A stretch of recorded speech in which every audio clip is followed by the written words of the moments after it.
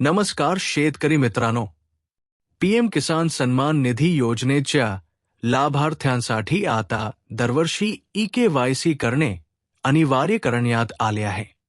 केवळ पात्र आणि खऱ्या शेतकऱ्यापर्यंतच योजनेचा लाभ पोहोचावा आणि गैरव्यवहार टाळता यावा, यासाठी केंद्र सरकारने हा महत्त्वाचा निर्णय घेतला आहे.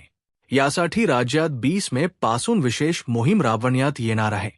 चालू वर्ष 2025 ते 26 साठीची ही वार्षिक ई-केवायसी मोहीम 30 जून 2026 पूर्वी पूर्ण करणे बंधनकारक आहे.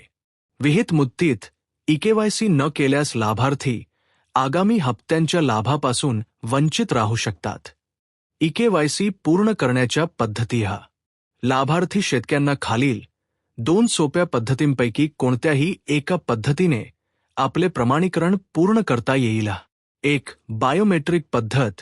नजीकच्या सामायिक सुविधा केंद्रावर जाऊन बायोमेट्रिक प्रमाणीकरणाद्वारे. 2. फेस ऑथेंटिकेशन पद्धत. किसान मोबाईल ॲप डाउनलोड करून स्वतःच्या चेहऱ्याद्वारे. दिव्यांग व वृद्ध शेतकऱ्यांसाठी विशेष सुविधा.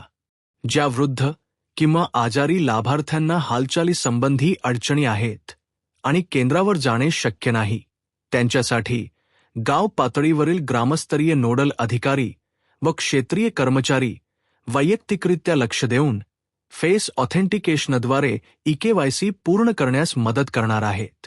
सर्व पात्र शेतकरी बांधवांनी 30 जून 2026 पूर्वी आपली ई-केवायसी प्रक्रिया तातडीने पूर्ण करून घ्यावी, असे आवाहन कृषी विभागामार्फत करण्यात आले आहे.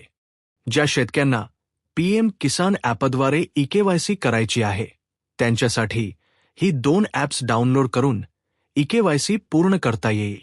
तर शेतकरी मित्रांनो, पीएम किसान योजनेचा पुढील हप्ता कोणत्याही अडचणीशिवाय तुमच्या खात्यात जमा व्हावा, यासाठी कृषी विभागातर्फे आवाहन करण्यात येत आहे की आपली ई-केवायसी प्रक्रिया लवकरात लवकर पूर्ण करून घ्या.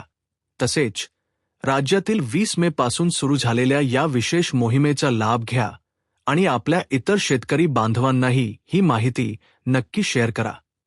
व्हिडिओ शेवटपर्यंत पाहिल्याबद्दल खूप खूप धन्यवाद. माहिती आवडली असल्यास व्हिडिओला लाईक करा, आपल्या मित्रांसोबत शेअर करा आणि आपल्या चॅनलला सबस्क्राईब करायला विसरू नका. जय जवान, जय किसान.